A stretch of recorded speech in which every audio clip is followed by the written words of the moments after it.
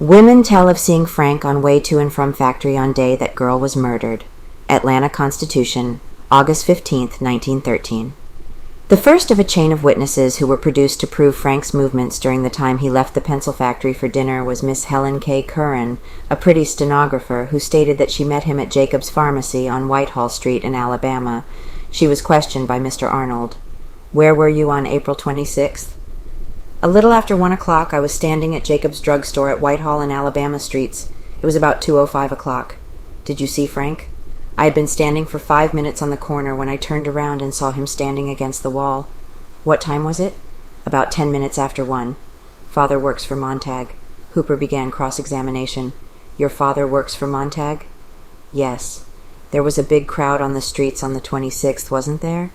"Yes." "Wasn't the corner at Jacob's crowded immensely?" "I don't think so."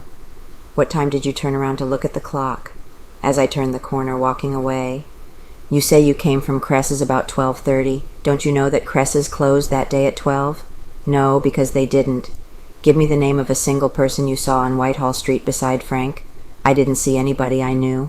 Greeted neighbors cordially. Mrs. M.G. Michael, a relative of Mrs. Frank, was the second witness upon the stand. She recalled having seen the accused man as he left his home after lunch on the tragedy day. "Do you recall where you were at noon on April 26th?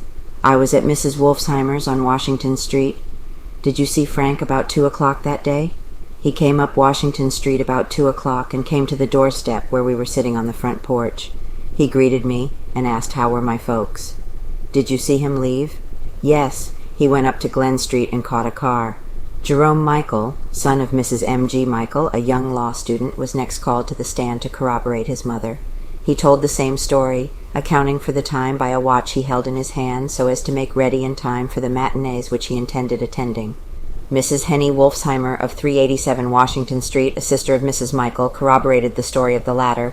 She was not subjected to cross-examination. Julia Loeb, who was on the Wolfsheimer porch, also substantiated the story. Saw Frank get off car. Mrs. Albert G. Leby was called to testify to having seen Frank arrive on the car at noon for dinner. Her home is at 69 East Georgia Avenue, directly across the street from the Selig residence. She said he got off the car at Washington Street at exactly 1:20 o'clock, rode to town with Frank. Cohen Loeb of 445 Washington Street, who rode into town with Frank on his way from dinner on Memorial Day, took the stand during the morning session. "Did you see Frank on the 26th of April?" Mr. Arnold asked.